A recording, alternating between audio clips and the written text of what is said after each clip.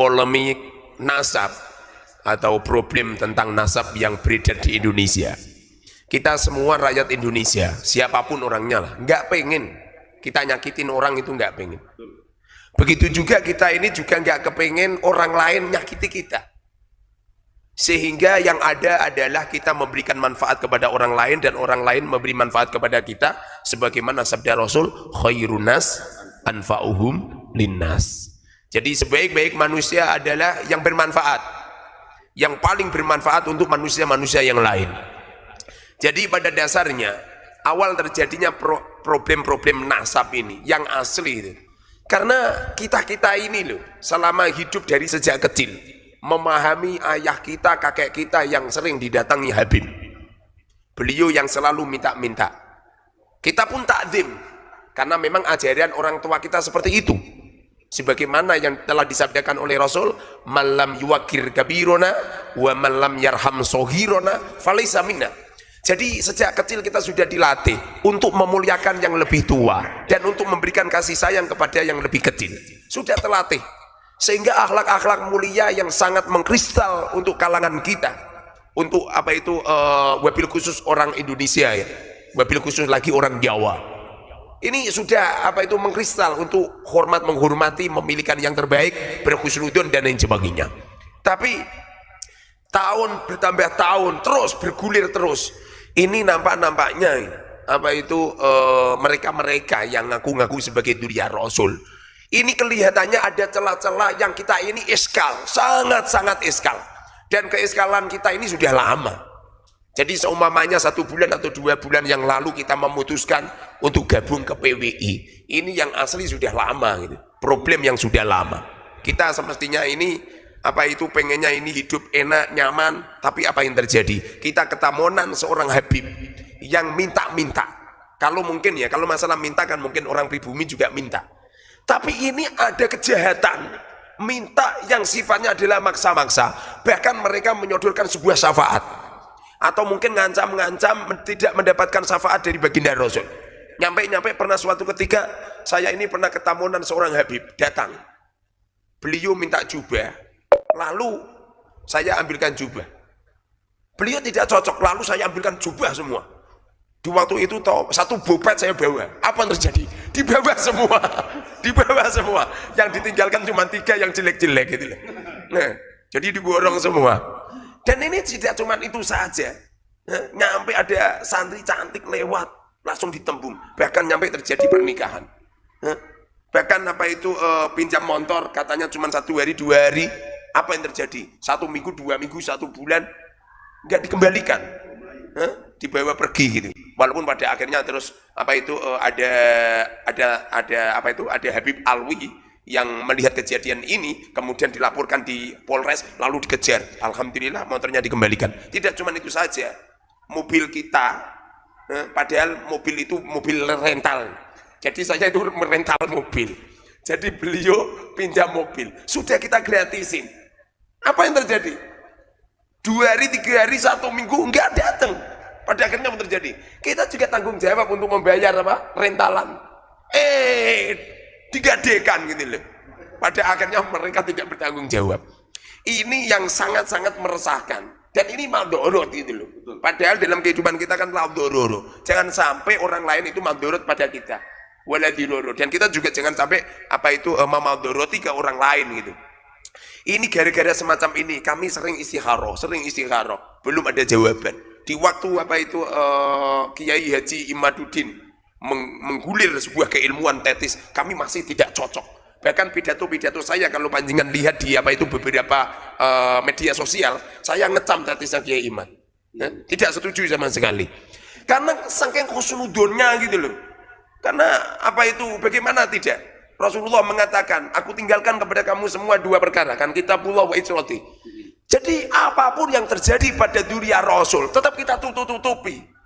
Tapi apa yang terjadi? Masya Allah, tidak cuma itu saja. Nyampe saya itu sering dikatakan kiai fasik dan sebagainya. Gara-gara apa coba? Gara-gara ada yang jual sarung, 1 kodi, 2 kodi, ada yang jual figura, padahal figuranya paling ya segitulah. Ini kalau dibeli di pasar paling itu sekitar 500.000. Dipaksa harganya 4 juta sekian. Lalu kita punyanya cuma uang 500.000. Habib mohon maaf, ini ada uang 500.000, udah nggak usah dijual ke saya. Ini untuk Habib saja. Apa yang terjadi? Marah-marah. Bahkan mengatakan apa itu ulama fusak gitu. Pada akhirnya toh kita hutang-hutang. Walaupun setelah kita hutang itu kita juga terseok-seok untuk membayar. Ini loh, masya Allah. Setelah itu toh saya apa itu mendapatkan isyarah dan mendapatkan apa itu mimpi-mimpi dan lain sebagainya. Pada akhirnya kita putuskan untuk ikut PWI. Saya masuk di PWI. Ini yang asli toh. Bukan berarti saya mendapatkan keuntungan ada dana sekian miliar gelontor. Jangankan ada dana gelontor, justru kita ini masya Allah kocek gitu loh. Kocek. Jadi tidak cuman apa itu tidak cuman harta, tidak cuman tenaga, tidak cuman pikiran. Nyampe kita ini seakan-akan ini bunuh diri kita seakan-akan. Orang apa itu memframing dengan framing negatif. Apa itu kecaman negatif dan lain sebagainya. Pokoknya masya Allah ini kalau benar-benar tidak diniati untuk berjuang lillahi kalimatillah, untuk apa itu menyelamatkan anak-anak bangsa, untuk menyelamatkan apa itu pribumi yang saat ini kelihatannya sih Belanda sudah pergi Ustaz. Tapi peninggalannya Belanda ini Habib ini loh, masya Allah mereka itu sifat-sifatnya itu kalau kita mau berpikir dengan hati yang jernih dan otak yang jernih, ini ada indikasi untuk menguasai, indikasi untuk apa itu untuk menjajah. Dengan bukti banyak lah video-video, insya Allah rakyat Indonesia ngerti semua lah, nggak perlu kita jelaskan gitu. Jadi pada akhirnya kami mantap semantap-mantapnya untuk gabung dengan PWI dan untuk apa menyuarakan bahwa dari hasil penelitian sifat, penelitian akhlak, penelitian ucapan perbuatan yang selalu melenceng dengan Rasulullah. Nggak mungkin loh Rasulullah seperti itu loh. Ada orang ngaku-ngaku anaknya harimau, anaknya singa, tapi meyong-meyong. Pasti ini tidak anak harimau ini anak kucing Ustaz. Meyong-meyong gitu. Jadi ada indikasi loh, walaupun seumpamanya tanpa apa itu meneliti kitab, meneliti manuskrip, meneliti fatwa-fatwa ulama sudah jelas, tapi kita sebagai apa itu orang-orang yang berpendidikan dan juga orang-orang yang mengedepankan ilmu, lalu kita teliti dari hasil penelitian tidak ada satupun ulama dari masa Sayyid Ahmad nyampe masa Ali Sakron ini belum ada satupun ulama yang menyuarakan bahwa Ba'alwi itu min dzurriyyati Rasul. Seumpamanya ada orang yang mengatakan ini surah wal ifadah, loh surah wal ifadah setelah abad ke-9. Ini sangat aneh dan ini tidak bisa dikatakan apa itu surah wal ifadah sebagaimana yang difatwakan oleh Imam Syafi'i.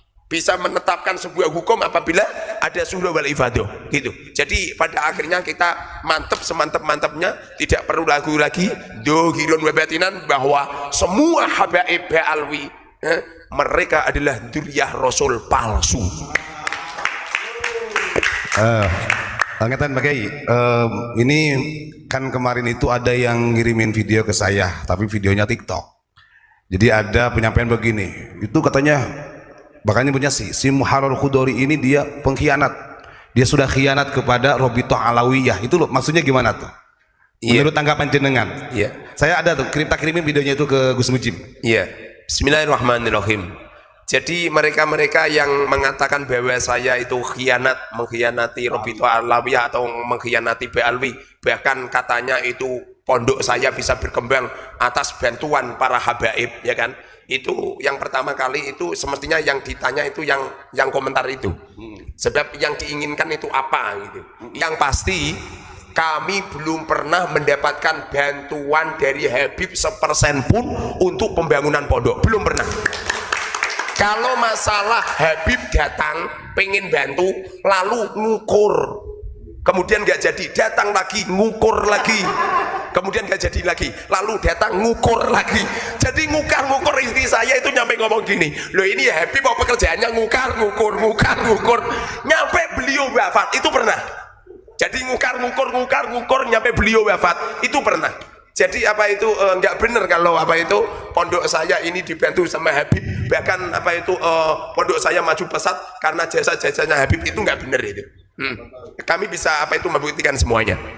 Terus yang bikin panjenengan Pak Kiai sampai mantap karena terkenal sebagai muhibinnya kuat ya, sehingga ada orang yang berani berstatement bahwa kayak Muharrar ini sudah hianat kepada Ba'alwi, berarti kan itu sudah mereka sudah paham bahwa jenengan ini muhibin kuat. Iya. Nah, yang membuat jenengan bisa terlepas dari kengkerangan muhibin itu apa sih? Dari apa itu pengalaman kami yang bertahun-tahun ya, kami didawiri sama Habib-Habib itu, minta uang, minta barang dan lain sebagainya. Bahkan pernah suatu ketika saya itu kan kebetulan bangun kebetulan di samping saya itu herbal banyak. Saya ketamunan Habib bawa pick up, itu herbal saya diangkut semua. Bahkan teman-teman juga gitu diangkut gitu loh. Jadi kami ini yang asli sudah SK lama gitu loh. Mosok duriya Rasul seperti ini, mosok duriya Rasul akhlaknya seperti ini, mosok duriya Rasul malah merugikan dan lain sebagainya. Selain itu yang asli yang menjadikan kami mantap. Itu suatu ketika kami mimpi, ini yang asli si ilmu sir ya. Saya harus menyampaikan karena ini adalah jembatan kami bisa mantap nyampe bisa seperti ini gara-gara Syekhina guru kami, tidak perlu kami sebut karena ada beberapa orang yang hasut kalau guru kami sebut. Jadi kami itu nganter istri ke pasar. Jadi setiap jam 2 kan pasti saya istiqomah ngantar ke pasar. Ngaji saya sama santri itu dari setelah subuh nyampe jam 2 malam. Biasanya setelah jam 2 langsung kami ngantar ke pasar. Tradisi kami dari sejak kecil memang dawamil wudhu ya. Jadi nggak pernah kami dalam keadaan hadas. Suatu ketika kami duduk, kami tidak tidur. Cuma kami ini diberi keistimewaan oleh Allah. Sudah lama saya itu bisa mimpi dalam keadaan terjaga. Jadi seumpamanya orang itu mengomentari saya, memframing yang jelek silahkan. Iya.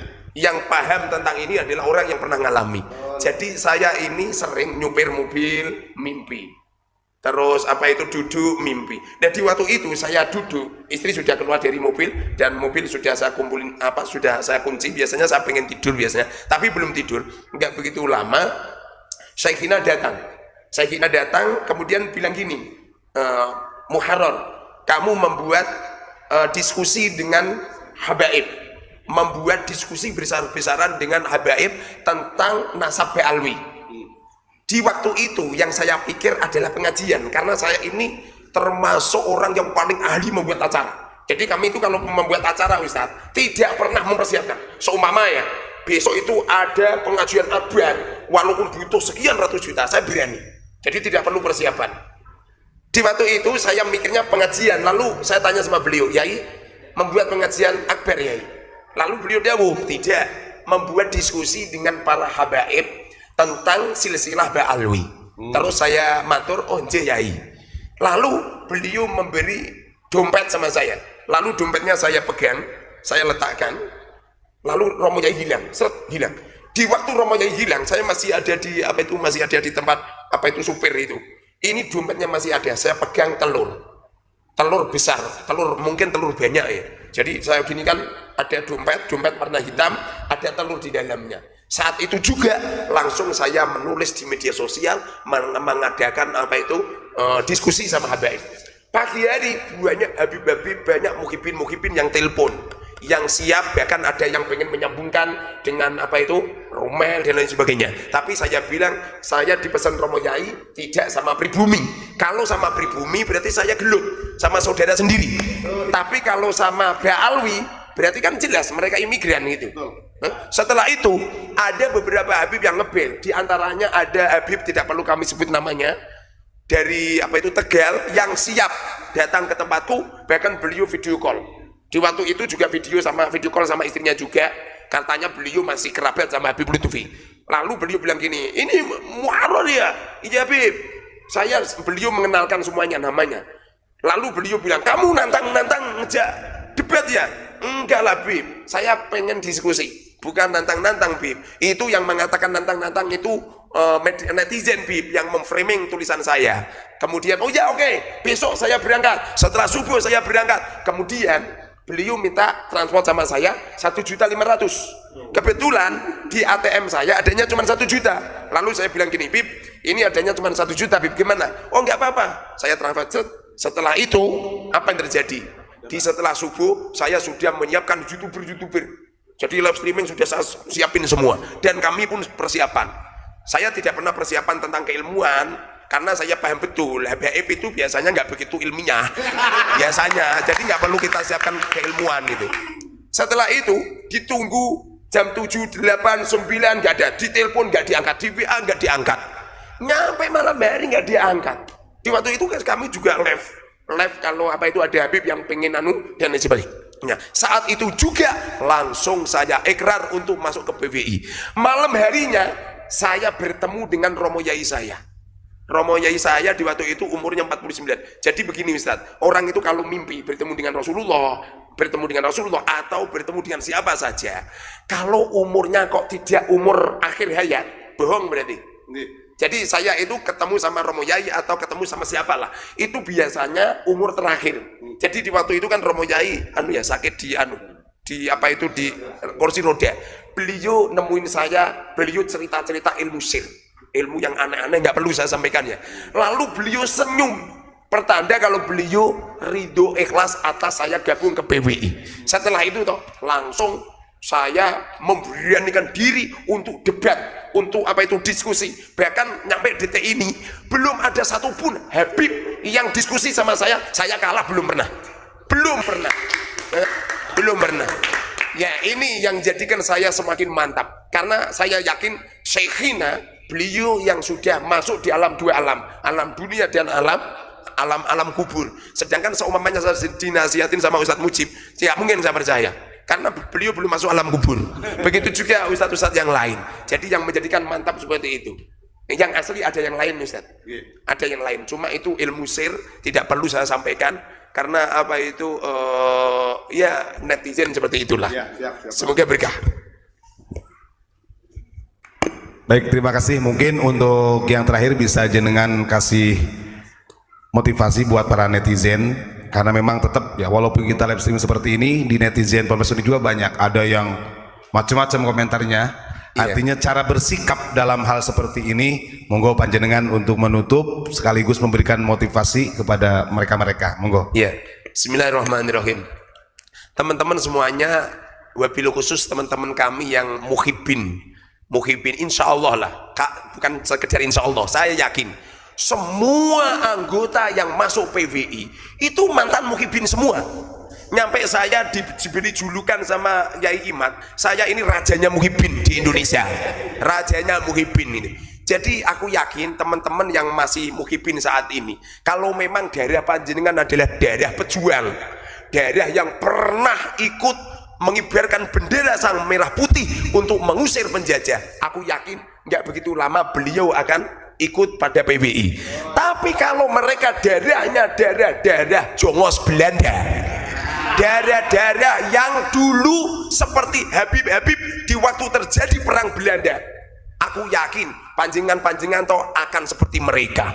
Sebab ma fil abna, apa-apa yang terjadi pada ayah akan terjadi pada anak. Sebagaimana Abi Sufyan dulu memusuhi Rasulullah, pernah mengadakan perang kepada Rasulullah. Walaupun Sufyan ini punya anak namanya Muawiyah, yang beliau adalah seorang sahabat yang solih, ahli ibadah, ahli puasa, masya Allah luar biasa. Tapi apa yang dikatakan oleh Rasulullah pernah mengatakan kepada Muawiyah, akan terlahir dari dirimu seorang yang akan membantai keluargaku. Nyampe Sayyidina Muawiyah ini tidak mau nikah karena sudah pernah dikatakan Rasulullah seperti itu. Tapi apa yang terjadi? Pada akhirnya Sayyidina Muawiyah punya penyakit yang sulit diobati, dibawa ke dokter, dibawa ke tabib, dibawa ke dukun-dukun, tidak ada yang bisa menyembuhkan. Semuanya menasihatinya untuk nikah. Tapi berhubung beliau sudah dikatakan Rasul akan terlahir pada dirinya seseorang yang akan membantai dirinya Rasul, beliau pun tidak mau nikah. Tapi penyakit semakin kronis, semakin luar biasa. Pada akhirnya ada seorang ulama, ada beberapa orang-orang apa itu pendeta-pendeta menasihati sama beliau, wahai Muawiyah, nikahlah kau dengan seorang wanita yang mandul, diperkirakan tidak bisa hamil. Kemudian diterimanya, lalu nikah. Apa yang terjadi? Baru dikumpulin satu kali langsung hamil. Lahirlah Yazid. Bagaimana setelah Yazid lahir? Yazid inilah yang mengerahkan bahkan menjadi gembong pembunuh dzurriyyah Rasul bersama dengan Ubaidillah bin Ziyad. Ini dua gembong yang pernah membantu dzurriyyah Rasul. Makanya jangan heran, ma fil abna, apa-apa yang terjadi pada ayah akan terjadi pada anak. Aku yakin mereka-mereka yang benci dengan ulama-ulama yang memperjuangkan Wali Songo ini, mereka yang benci bahkan menfitnah bahkan mencaci maki, mereka itu juga jongos-jongos Belanda. Dulu di waktu zaman penjajahan mereka juga ikut serta merta untuk membantu para Belanda. Maka darinya para teman-teman yang masih jadi muhibin seperti saya dulu, ayo kembalilah panjenengan semua ke Bumi Pertiwi. Bumi Pertiwi masih menerima pertobatan Anda. Jangan pernah husnudon, nggak bener. Husnudon setelah ba'da wujudi dalil tidak boleh. Husnudon setelah mengetahui ini ada dalil tidak boleh. Kamu sholat, setelah sholat Ustadz langsung ambil air wudhu, langsung istihad menghadap kiblat ke sana. Sholatnya menghadap ke sana, mengira kiblat ke sana. Setelah sholat, di pertengahan sholat, Ustadz Mujib ngomong, Ustadz kiblatnya di sana, kok ngeyel, maka sholatnya tidak sah. Husnudon semacam ini tidak sah, karena ini ada hubungannya dengan Rasul. Perkara yang ada hubungannya dengan Rasul wajib diteliti, seperti wahyu yang diturunkan Allah kepada Rasulullah, seperti dawuh-dawuhnya Rasul hadis, seperti amaliyah rohnya Rasulullah, seperti penetapannya Rasulullah, bahkan darah yang mengalir kepada cucu-cucunya, sehingga kita tidak membuka sedikit pun peluang untuk oknum-oknum yang mudah ngaku-ngaku dzurriyyahnya Rasul tapi akhlaknya jauh dengan Rasulullah. Pada akhirnya dialah orang yang meloreng-loreng